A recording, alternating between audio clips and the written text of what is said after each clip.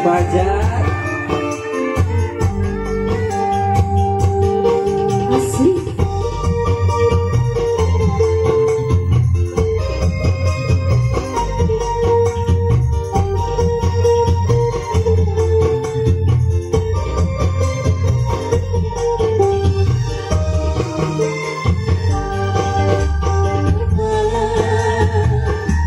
Katakan pada dirinya, mengapa tiada berita yang aku terima.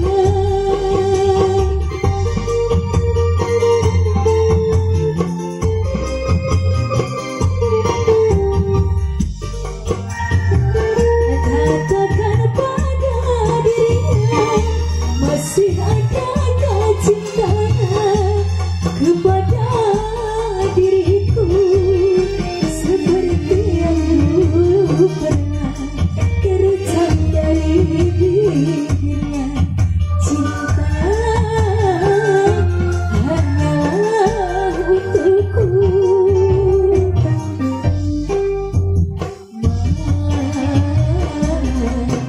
Malam semakin gelap,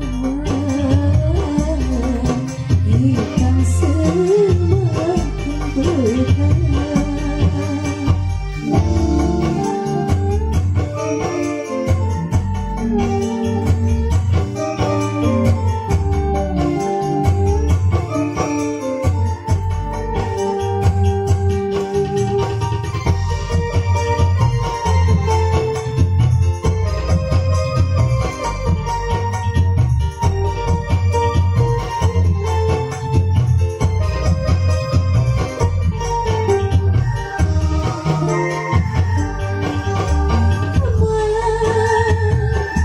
Bisikan pada dirinya, mengapa tiada berita yang aku terima.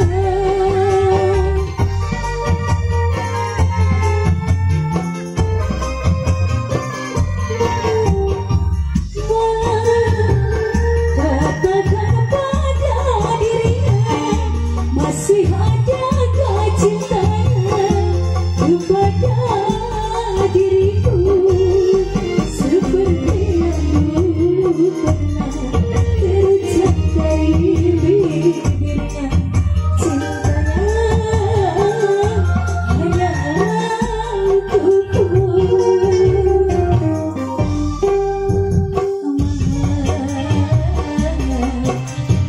Yang semakin gelap,